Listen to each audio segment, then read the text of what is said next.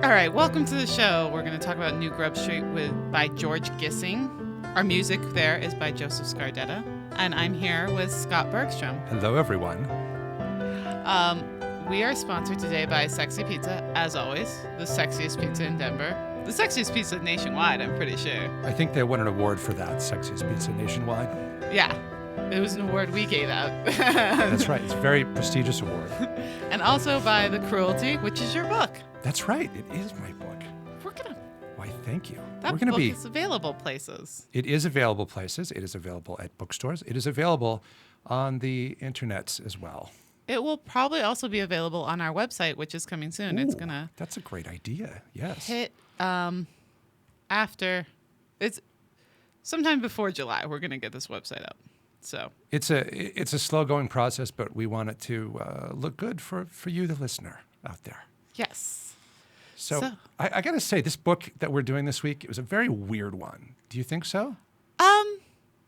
It kind of flies under the radar as far as 19th century literature goes. It was interesting in that I'd never heard of it before. It was part of this Penguin English Library stuff, but plug for people who don't give us money. But I'd never heard of it before. And then I read a few articles on it actually leading into this, which made me want to put it as one of the books we did right away.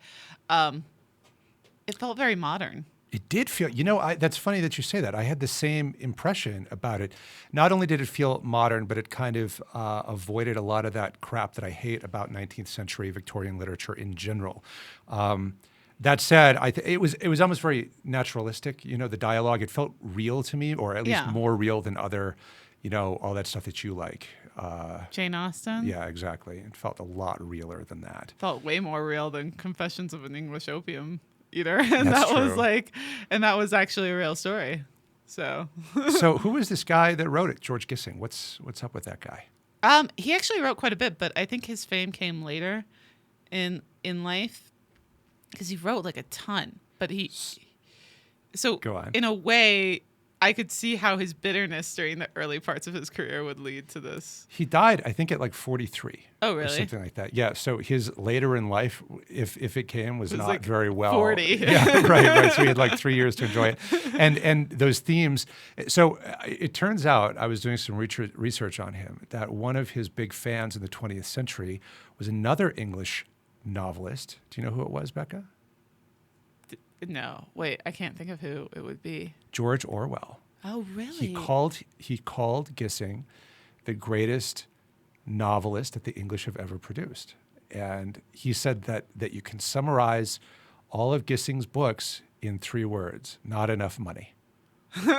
And that's really true. I mean, that's a very insightful comment from Mr. George Orwell, because that's really, in a nutshell, we're going to do the 2-minute plot, but if you needed to do a 3-word plot, it's not enough money. That's what it boils down to with these poor guys. So yes, 2-minute plot. Let's do it. Without further ado, go for it. All right. So there's these 2 guys who are kind of set up as counterparts, I guess, Jasper Milvain and Edward Reardon. And Jasper is going to be, they're both writers, I guess, on some level. I mean, Edward has written a few novels that were well received, but they didn't make a lot of money. Critical successes, but commercial failures. Yes.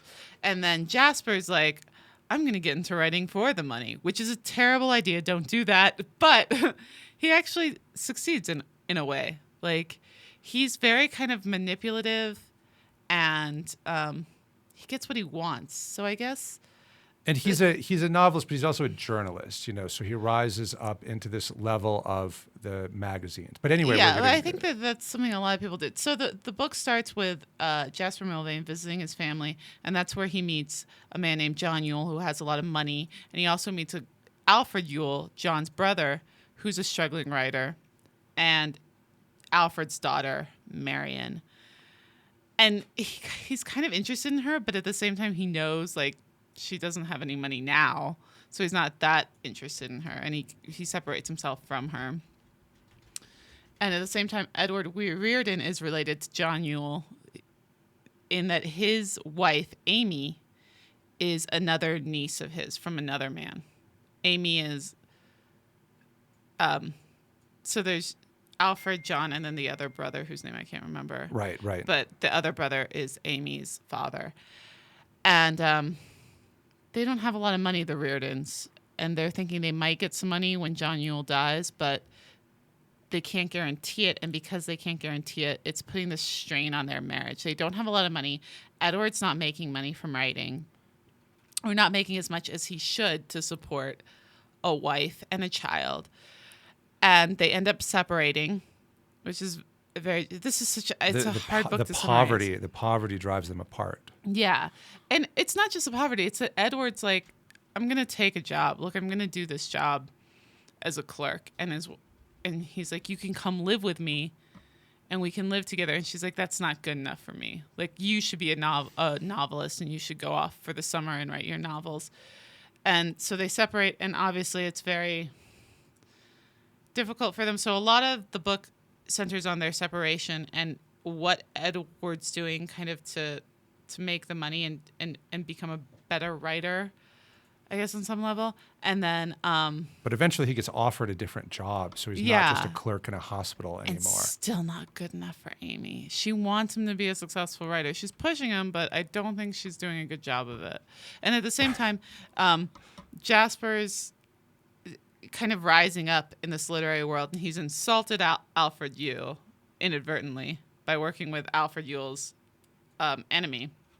And it all kind of comes to a head when John Yule finally dies. And Marian's given £5,000 and Amy gets £10,000. So Jasper agrees to marry Marian. But then her money, her portion of the money, was tied up in this investment that went south. So she ends up not inheriting as much as she thought. Like, she gets a letter from some lawyers, like, you are not going to get as much money as you thought.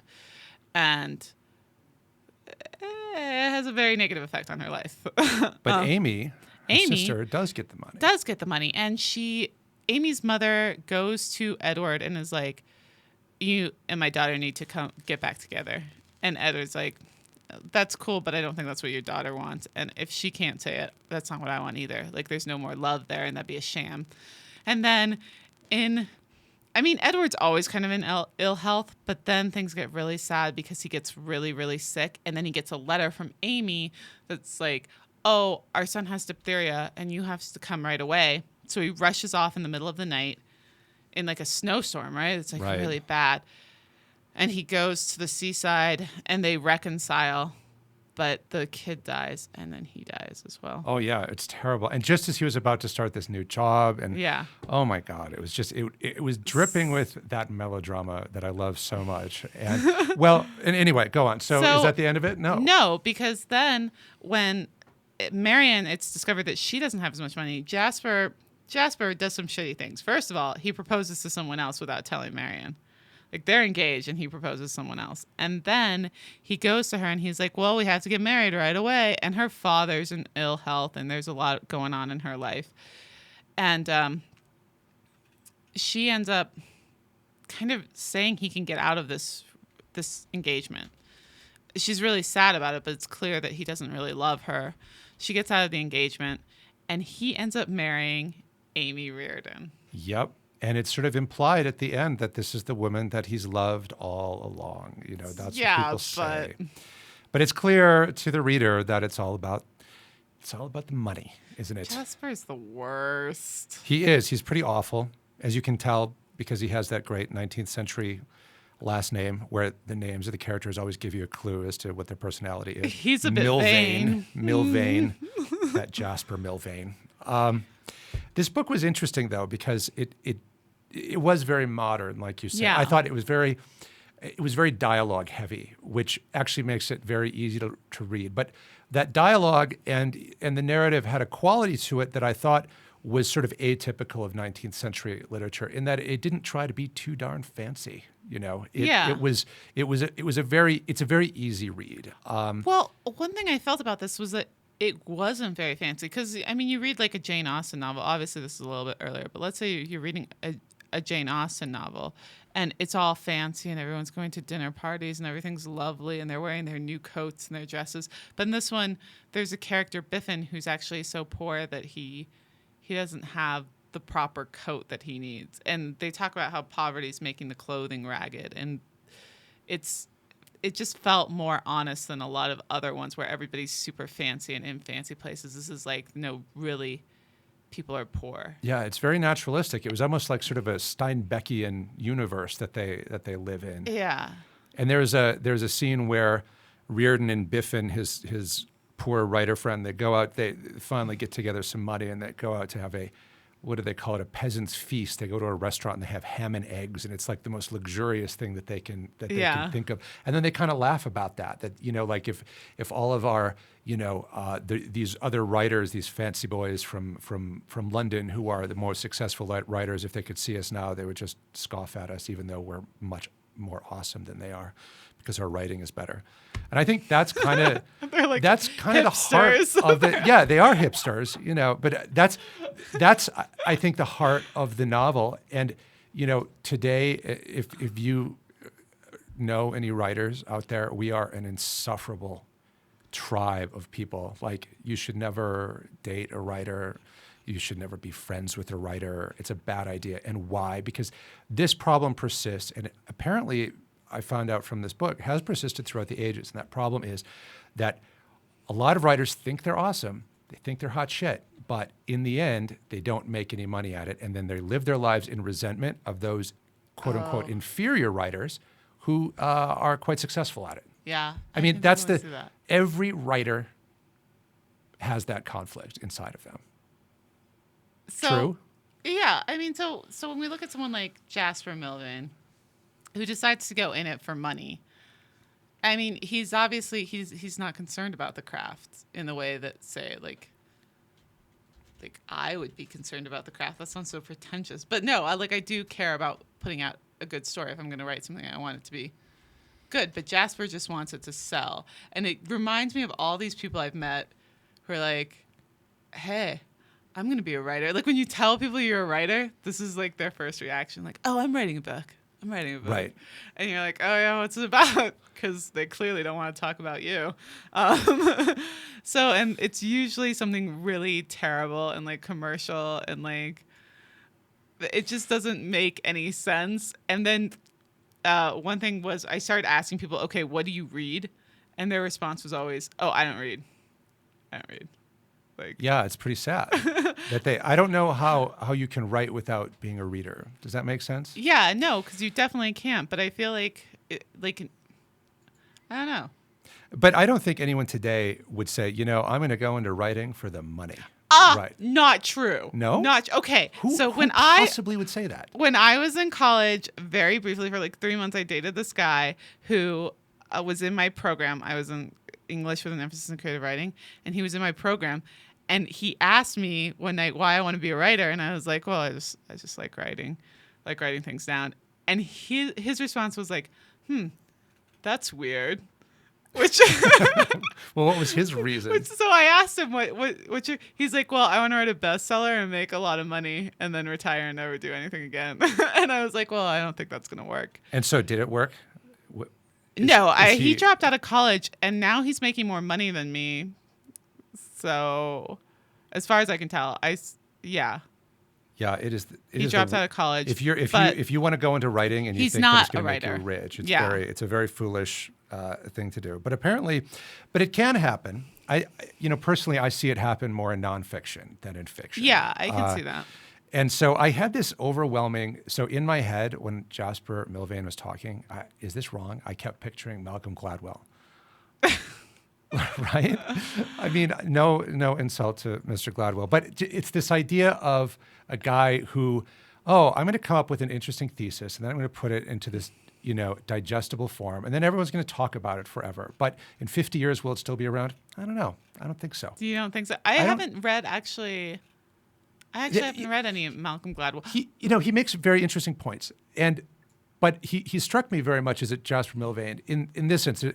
At one point, Jasper says, "I'm not writing for posterity." He said, "I have no value for history." He said, it's all about my audience is today. I'm speaking to today. So if I don't make a success of myself today, there's no point in me even doing this, you know? Yeah. And so I don't know if people are going to regard people like Malcolm Gladwell or, you know, half of the writers from The Atlantic or whatever as being particularly important in a generation or two. We'll see. I could be wrong in that. Yeah, you never know. I think Right. that's one thing that history has proven. I mean, Jane Austen's books were practically gone. I mean, until there was like a revival, they were out of print.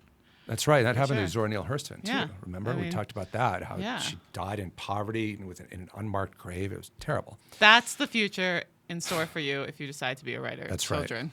Which brings us to how can one write while impoverished? Because Edward Reardon is trying, but he keeps, first of all, he's a very sickly man in the first place. Right. He has a weak constitution. And I don't mean that as an insult. He's just physically not very robust. Yeah, he gets sick a lot.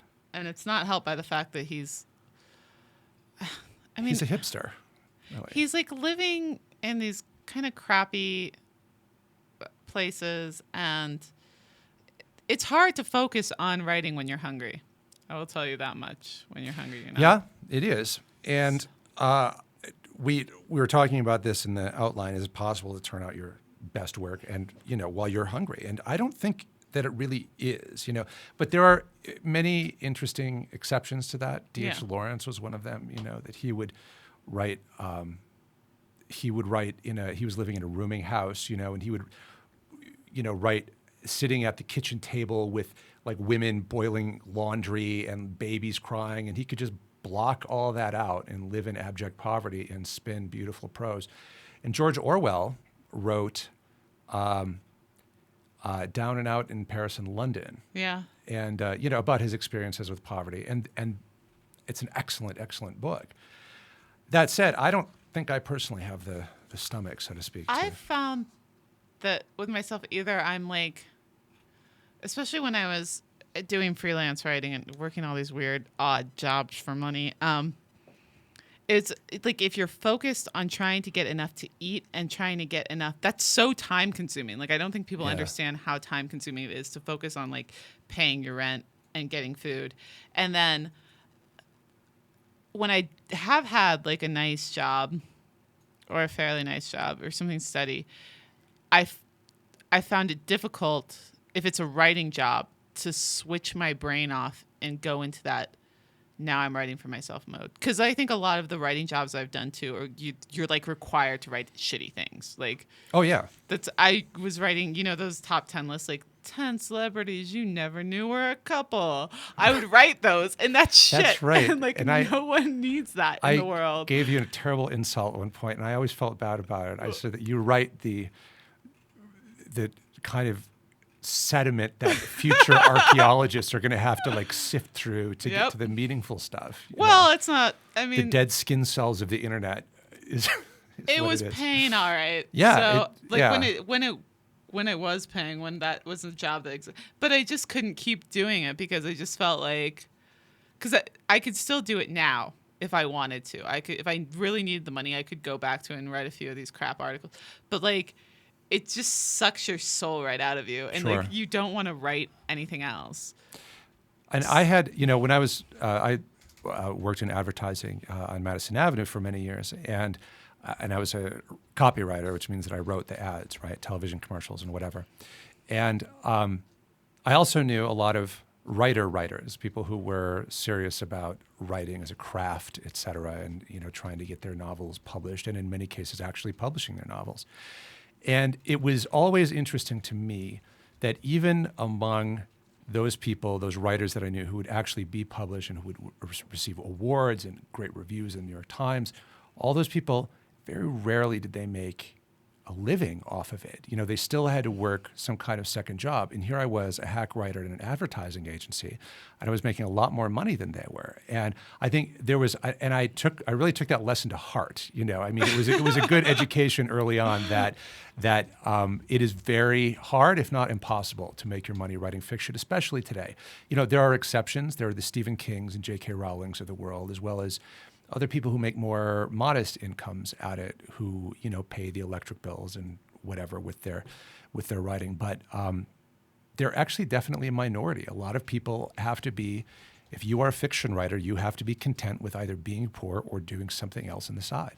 Yeah. Bottom line. It's not a paying sort of thing. And I don't know. I guess I would advise getting a job that that lets you read a lot and doesn't involve too much Creativity.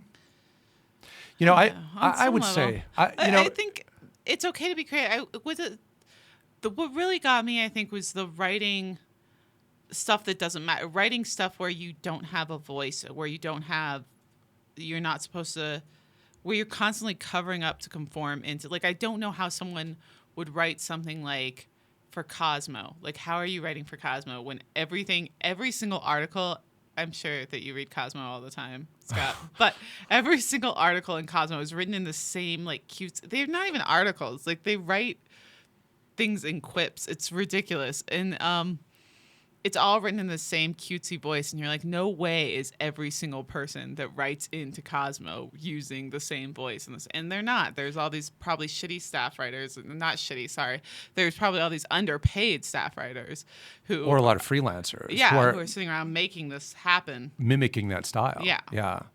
We had to do that a lot in advertising where we would, there was a corporate voice. And so you'd read over a couple of ads or some descriptive materials about what they wanted to sound like, and then you'd kind of mimic that. And I actually found that experience was a great education in writing, in the sense that it teaches you to edit, and it teaches you to get to the point quickly. But, I find that I think that it's kind of declined over time. I think that a lot of the stuff that's being written today, and I'm my absolute favorite book to pick on is 50 Shades of Grey, because I thought Twilight was the bottom point of literature, but then I read 50 Shades, or the first couple of pages, and it was so abysmally bad and sold so phenomenally well that I thought that book, more than any other piece of trash literature out there, caused more writers to commit suicide than any other book. Like, just knowing how successful I think that book caused a lot of people who aren't writers to think like, oh yeah, I could do this. And right, and indeed, if that's the standard, they can. Yeah. Amazon gets flooded with these self-published writers, and they're not very good. And it's hard to.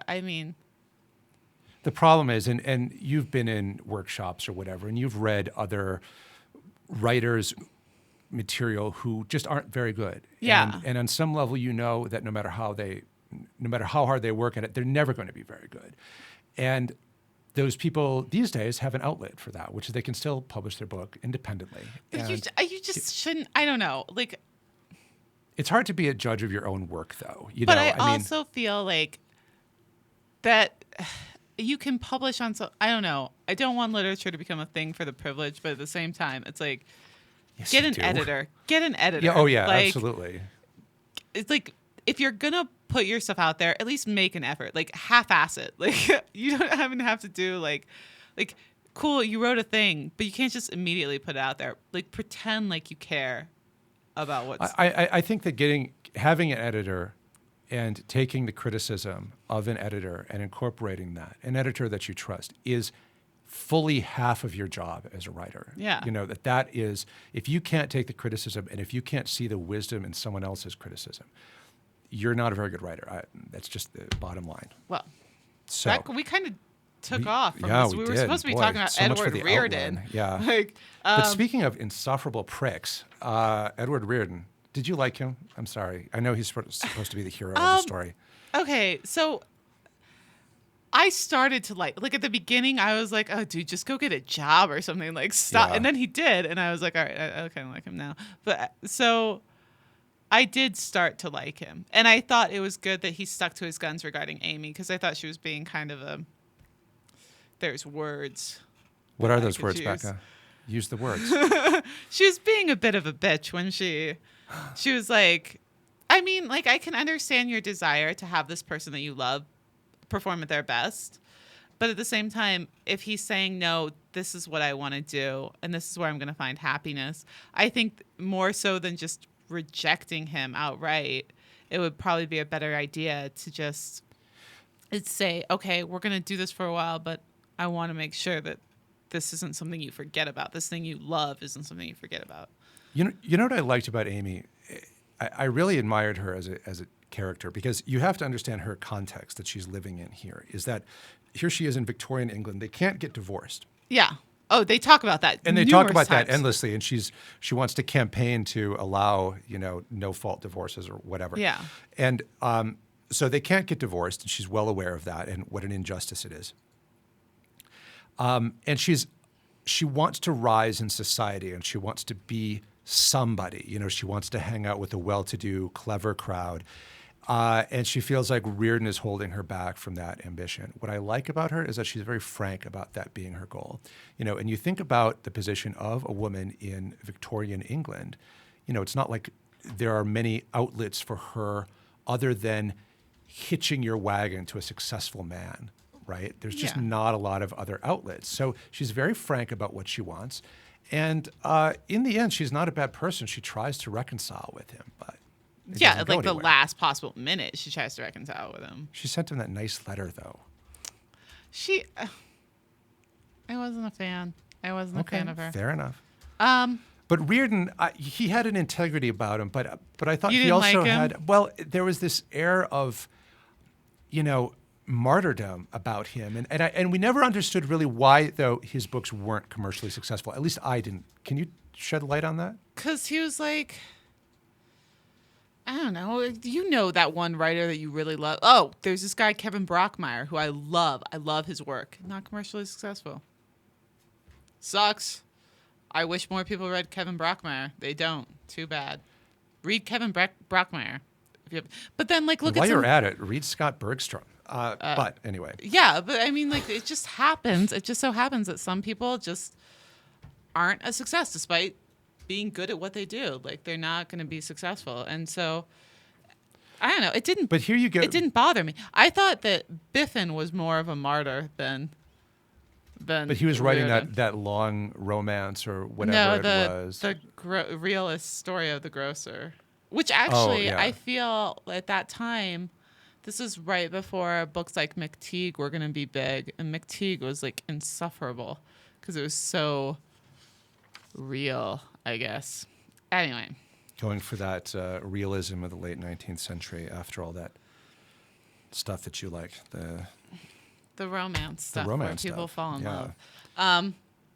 But it's funny, they actually, Amy Reardon criticizes books like that. She was saying, how can people stand these books? She has a great line in there, and I thought this was really telling, and this is the kind of insight that you usually don't get out of Victorian novels, is that she said something like, why are all these novels about love? She said, at most, love occupies a year or two of a woman's life.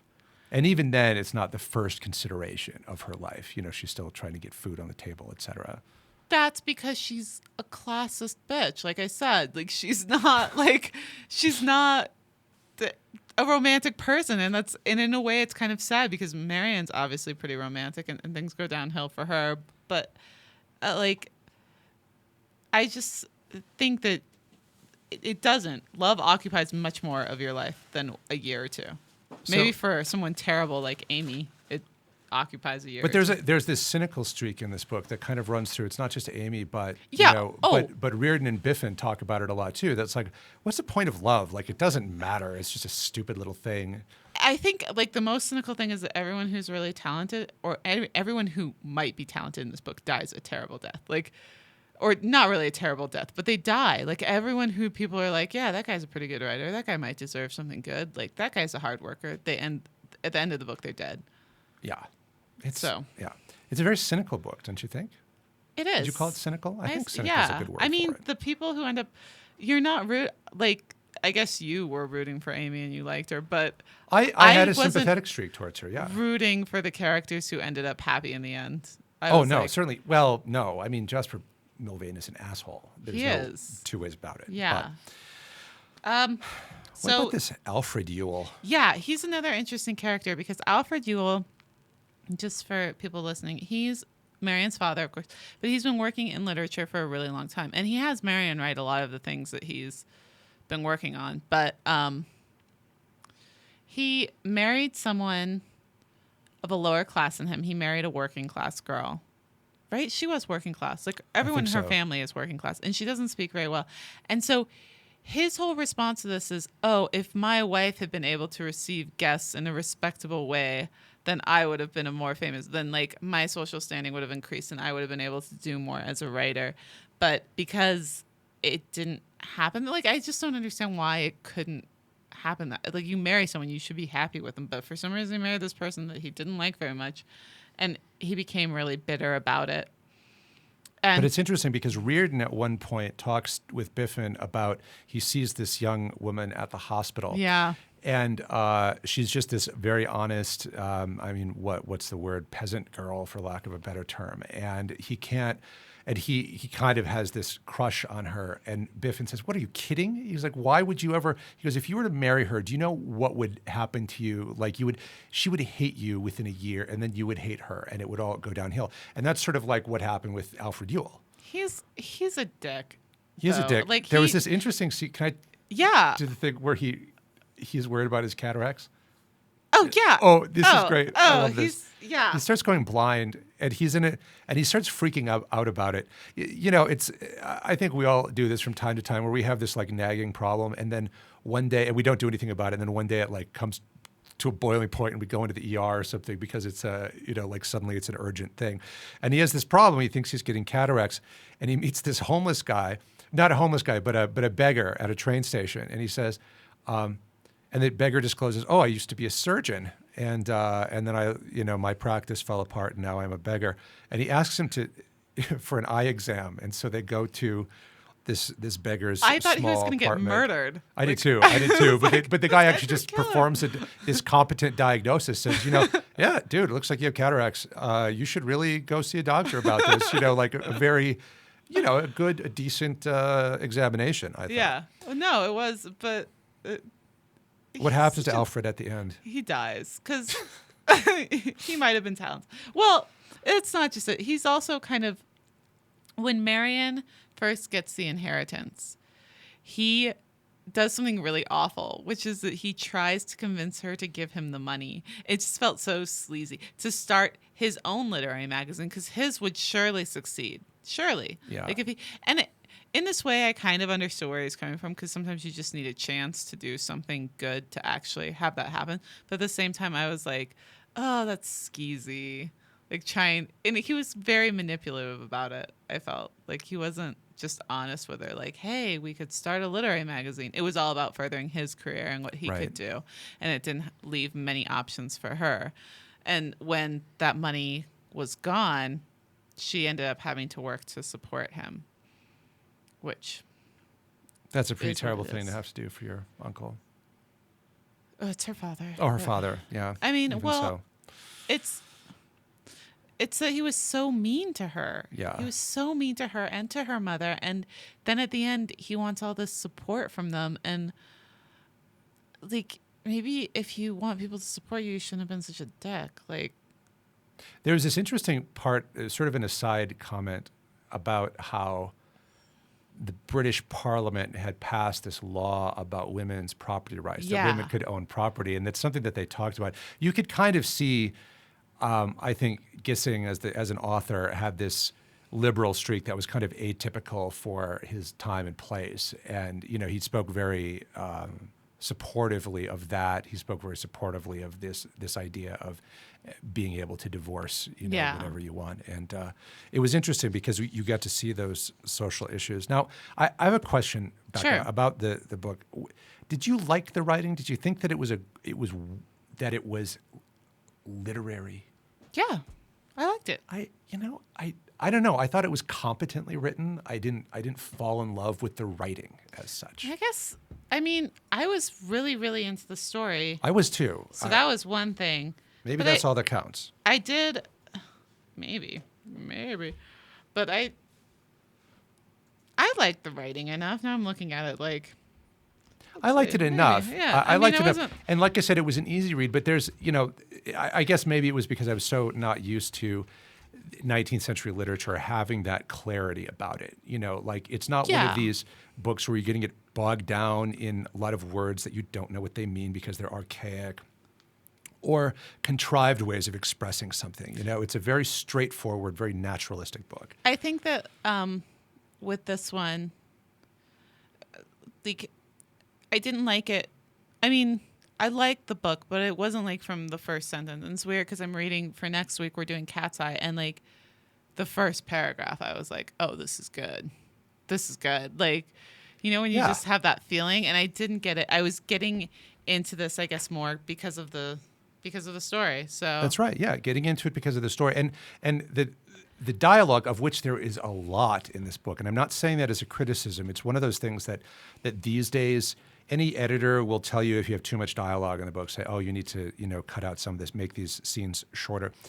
What I found refreshing about it is the amount of dialogue, and I thought that it gave a real insight into the way people spoke with one another back then in this way that wasn't contrived. It's not supposed to be literary. It's not supposed to be flowery, ornate language. Well, I think something too that we have to, like I said, with Biffen was writing that story, that realist story, and we were coming into a time with a lot of realism.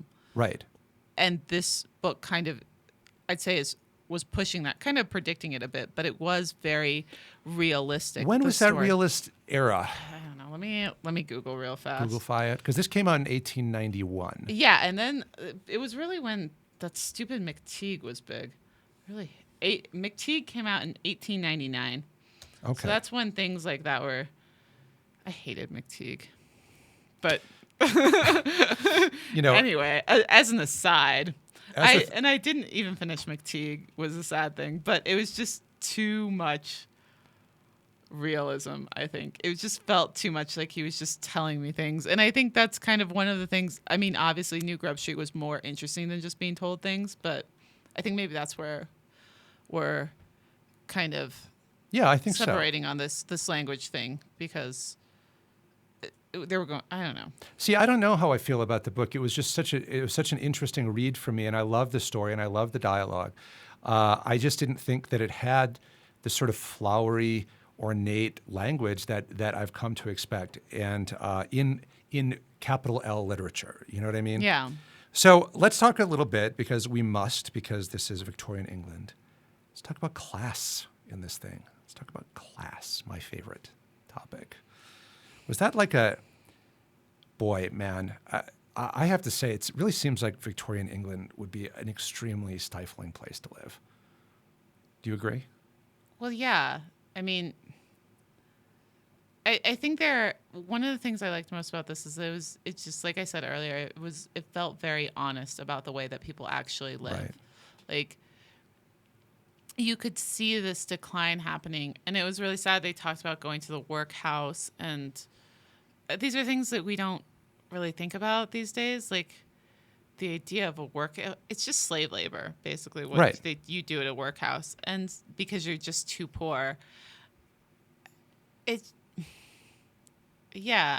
they'd rather have you engaged in this sort of pointless toil than being idle, The freedom we have, you don't have the freedom to do things, but I think, I feel like we're looking at, it was a time where there was a lot of economic divide.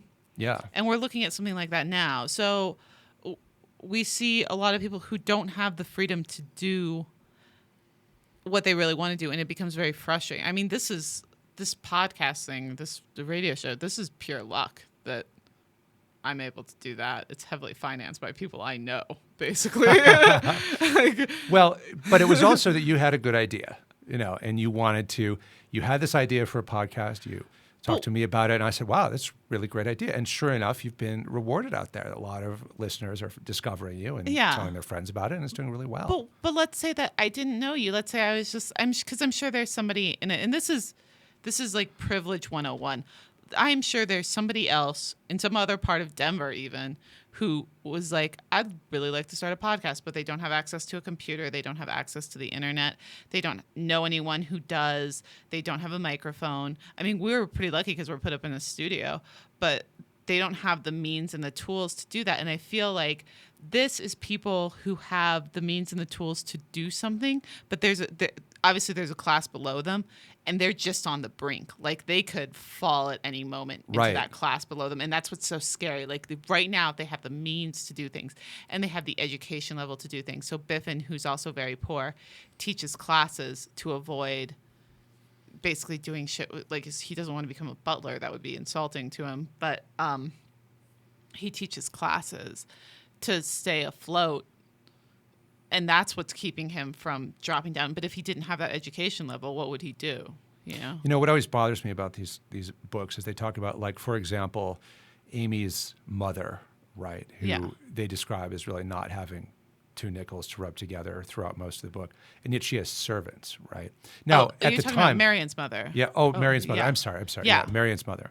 That, you know, that she's quite a mean woman, and she's very cheap. You know, wait, no. Things like Amy's that. mother does have the servants. Sorry. Right, and so she has, Yes. so she has servants though, and I always think, like, it's funny that that British literature, like, stops short of, like, oh, we are the absolute lowest class, so much so that, you know, I had to fire 3 servants last week. Well, that's something that, like, Amy and Edward are like, we can barely make this work. We're hardly holding it together. So when I go to my mother's house, am I going to take the servant with me or not? Right. And so How do you there's sell this a servant? whole underclass. It actually is the majority of people. Yeah. Right. Is these people who are beneath the lowest possible class, right? And you see this. It's This is what so infuriates me about shows like Downton Abbey. Yeah. Right. When you see that, it's like if there were ever an argument for Marxism, right? It's a show like that when you're like, why are they living down in the basement, and they just bow and scrape to their overlords who just inherited this giant place? It's like, put them up against a wall, take it, it's yours, you know. Yeah. And that great the chauffeur who's the socialist who Yeah. ends up marrying the woman and selling out. But anyway, it always bothers me, that whole class idea, because there's always, no one ever talks about the servants or living on that level. You know? Yeah. They're around. They're constantly around. So in something like in Pride and Prejudice, Mrs. Bennet is constantly concerned that the servants will talk. That's how gossip goes from one house to the other. So it's mentioned that the servants are chatty. In Right. Sense and Sensibility, they do the thing where they're like, well, we can keep 2 servants because we're so impoverished. That's all we can afford. But yeah, this idea of, I guess it's like poor little rich people. Like, I don't have a servant. I wish I had someone to come by but and in clean truth, my though, I house. mean, if you want to do an apples to apples comparison, the fact is that we have things like, you know, we have a microwave oven or even an oven, right? Yeah. You know, as opposed to having to keep when we want to keep warm in the winter, we turn on the heat, as opposed to having to go out and collect the wood and then chop the wood and then stoke the fire, you know. So we have all of these modern conveniences that in many ways replace that kind of that lowest level of labor out there. Okay. You know, I guess I can see that. Yeah. So I'm we still living have in that. relative comfort. Relative because- comfort compared to the scullery maid or whatever of the 19th century. That job But would suck. truly, it would. If anyone's interested, you can watch this thing called Edwardian Era House or something like that on Edwardian House, and you can watch the whole thing on YouTube. It was like a BBC show, and it's amazing. And they go through the scullery maids, because obviously if you're like a modern person and all of a sudden they're like, all day long, all you have to do is scrub pots and clean out fireplaces. Like, you're going to be like, no, screw you. Wait, what's it called? I think it's called Edwardian House. I've never heard of it. It's amazing. I'm starting it tonight. That's fantastic. Oh, you should watch. There's like a whole series of these. There's like 1910s House, and then there's Edwardian House, and then there's what's the other one? Oh, there's 1940s House. So they have to put up like the sheets for the blackout every night. Right. And then there's Frontier House, and there was a Texas Ranch House. There were a whole lot of houses. Do they have 1980s suburban America house? No, they We don't. did- Surprisingly enough. We had phones with dials on them.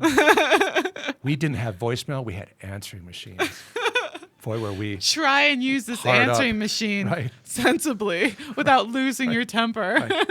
We didn't have iPads. We had to speak in spells. So go on.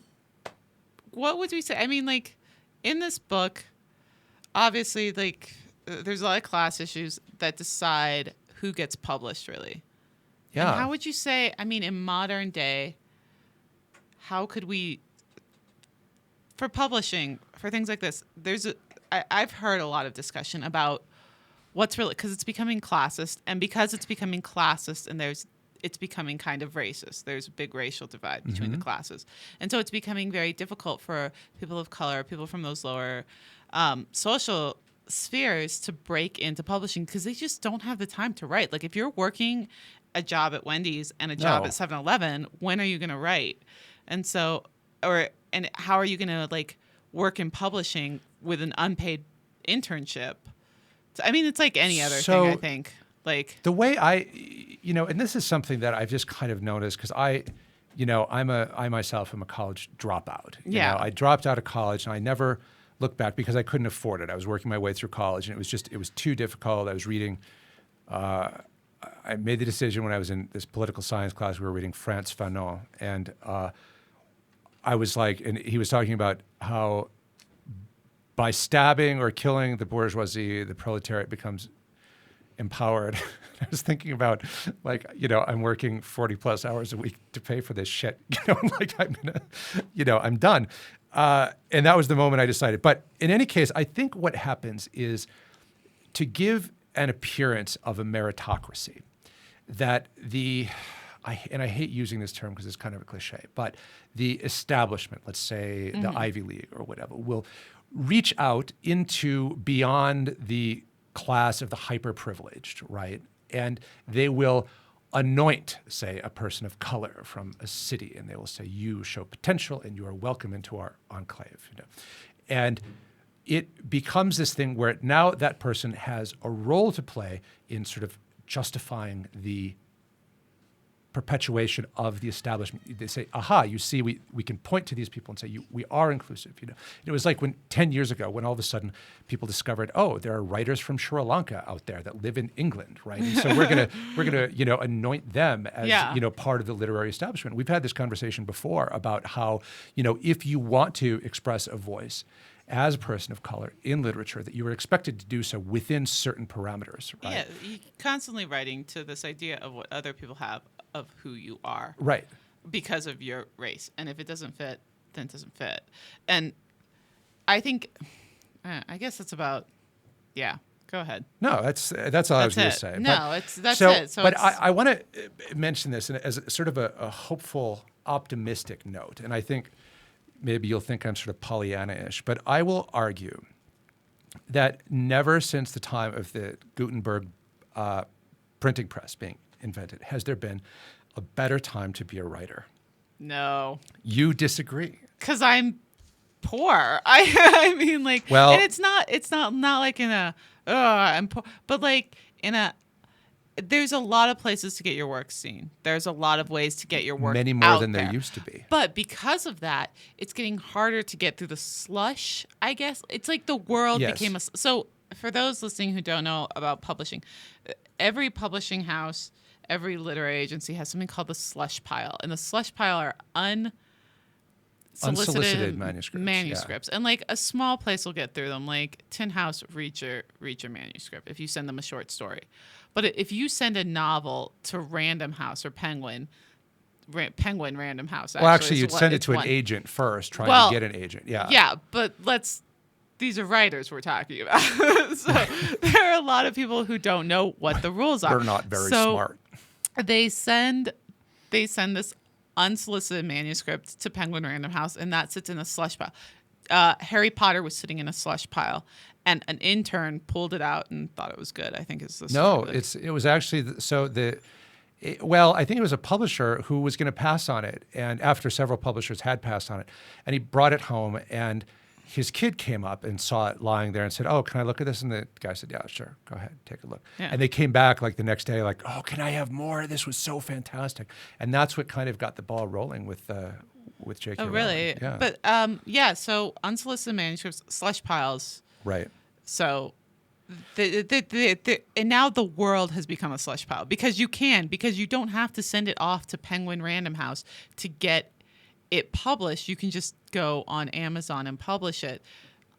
Like now I have to sift through all kinds of shit when I go on to right. And moreover, I think that the distribution channels, that is to say Amazon and iBooks, all of these others, what they're terrible at is discoverability, right? Which is that their goal is to sell books, period. Yeah. Right. And so when you log onto the site, what you see typically are the best sellers, right? The top 20 best sellers. So if you want to really start digging down into the stacks, you've got to really dig, or you have to know what you're looking for. And if you're just browsing through there looking for something interesting, unlike a regular bookstore where you can just go wherever you want in the stacks, it's really quite difficult to get that discoverability until you reach into the top 20 or so. Yeah. You know?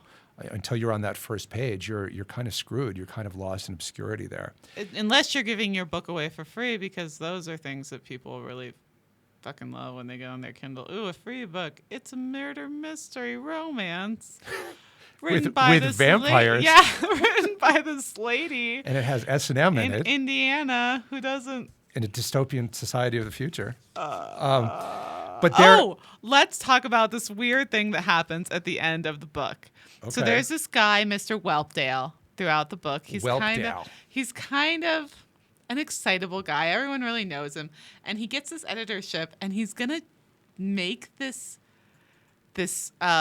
magazine called The Chat that's kind of middling, and it's doing okay, but it's not the greatest.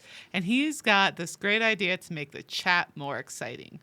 And he's going to do it by calling it the Chit Chat and making sure that none of the articles are more than 2 inches long, something like that. Like, that's it. Like, none of the articles could be more than 2 inches long.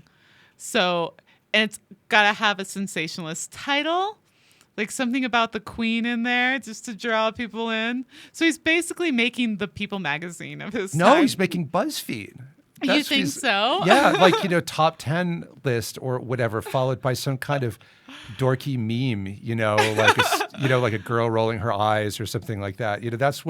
That's basically what it is. The kind of stuff that you wrote for. You wrote for Chit Chat in a former life.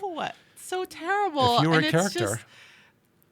I was reading about Chit Chat and I was like, ew. And like other people were like, that's kind of dumb. But that is the thing, though. Yeah, but it's sold. It's sold like crazy. It's sold, and that's the way it is today, isn't it? Because that's what people. I was thinking about this because, when we were when I was thinking about the moral of this story, what it boiled down to for me is that it's no longer just a question of literary versus commercial fiction, but it's about fiction versus everything else out there that there is to read, right? So, in the old days, you used to sit down, and the thing you did before bed is you would sit down with a book, right? And that's because TVs were too big to have in your living room or something. Well, then people started putting TVs in their bedrooms, right? And now they have iPads, right? So rather than reading about people you don't know, you can go through your Facebook feed, or you can flip around on Instagram, or learn about, like, what were you saying, like top 10 celebrities you didn't know were a couple, or something like that.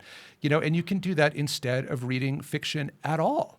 You don't have to read fiction anymore because you can just get this sort of mindless, shitty entertainment. It's so sad. It's so like it is, but you know what though? Read. Well, yes, and I agree with you in spirit, right? But you think about like the dominant art forms of different centuries, and in the 19th century, and it still happens to some extent today, but people would wait for the next volume of Les Mis to come out or whatever, right? Nowadays they wait around the block to see Avengers Age of Ultron, right? Or they can't wait for the new season of Mad Men to start. And I think the dramatic arts have simply moved on from the novel. The novel, I'm sad to say because this is my business, but I think the novel is an obsolete art form. I disagree. I think the novel is the only thing that lasts. And I think writing lasts. And it does. The thing is, we all know that there are images in caves, but I bet there were images everywhere, and we don't have those images anymore. And that's too bad, but writing lasts. That is a really good point. I also think the thing that's special about writing, the thing that's special about fiction is that unlike film is the vision of many people coming together. But it's actors, it's directors, it's producers, it's budgets. Whereas with a novel, it is a connection between the author and the reader, and there is no intermediary. There is nobody between the author's words and that reader's mind. And that's the beautiful thing about that relationship, is that, my main character, Gwendolyn Bloom, the way I picture her in my head is not the same way that you picture her, which is not the same way that someone else pictures her in their head. And I love that idea that it's this one-to-one communication as opposed to this mass communication. And that's what's really appealing about novels. I'm sad to say that I wish that readership were increasing rather than decreasing, but Go read a book, people. I mean, our please. podcast is great, but you should read the books that we're talking about. That's, I guess, the moral of this episode. Or maybe the books that sponsor this podcast. Never mind. Okay, just read Scott's book. Scott wants you to read his book, even though he thinks novels are dead. Scott really wants you to read his book. Next week, we are back with Cat's Eye by Margaret Atwood. Everyone knows Margaret Atwood. She's one of the greatest voices in modern literature. She's incredibly prolific. Cat's Eye was published in the 80s. She's written like 50 books since, I don't know. She writes like a ton. But yeah, so join us next week when we discuss Cat's Eye. Thank you so much. Goodbye.